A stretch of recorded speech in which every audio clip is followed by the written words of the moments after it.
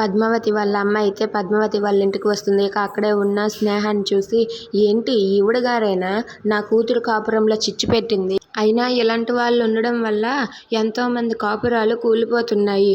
అచ్చి నీ ముఖం చూస్తేనే నాకు సిగ్గేస్తుంది అని చెప్పి స్నేహాన్ని చూసి అంటూ ఉంటుంది. అది విని స్నేహ అయితే చాలా బాధపడుతూ ఉంటుంది.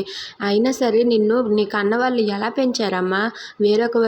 వేరొకరి భర్త పైన వెళ్ళి బ్రతుకు వాళ్ళ మీద పడి ఆధారపడు అలాంటివే మప్పారా? నీకు అసలు సిగ్గు లేదా? అందులోగా నా అల్లుడే దొరికాడా నీకు అని చెప్పి స్నేహాని అనరాని మాటలన్నీ అంటూ ఉంటుంది. అది విని అక్కడ ఉన్న అను అలాగే వాళ్ళ ఇంట్లో వాళ్ళందరూ కూడా చాలా బాధపడుతూ ఉంటారు. ఇక అక్కడే ఉన్న పద్మావతి వాళ్ళ అమ్మ అయితే ఇంకా అంటూ ఉంటుంది. అది చూసి స్నేహ అయితే చాలా బాధపడుతూ ఏమీ అనకుండా సైలెంట్గా ఉంటుంది. ఇక అలా అను వాళ్ళ అమ్మ అంటూ ఉంటే అను అయితే అమ్మ ఒకసారి నువ్వు ఇటురా అని చెప్పి అంటుంది. ఆగు, నన్ను రమ్మంటావేంటి? ఇలాంటి పనులు చేసిన వాళ్ళని ఈ ఇంట్లో ఉండనివ్వడం ఏంటి?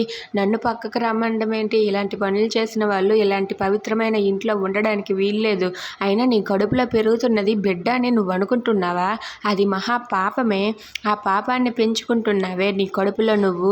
నా కూతురి జీవితంలో నీకు నువ్వెందుకు అడుగు పెట్టావే అని చెప్పి అనరాని మాటలన్నీ స్నేహాని అంటూ ఉంటే స్నేహ అయితే అలా భరిస్తూ బాధపడుతూ ఉంటుంది. ఇదంతా చూసి అను వాళ్ళైతే చాలా బాధపడుతూ ఉంటారు. ఇక వాళ్ళ అమ్మ అయితే స్నేహాని అలా తిడుతూ ఉంటే ఇక అక్కడే ఉన్న దివ్య అయితే ఇదేదో మనకు పనికొచ్చిన మ్యాటర్లా ఉందా అని చెప్పి అనుకుంటూ ఉంటుంది. Thanks for watching friends. Please subscribe.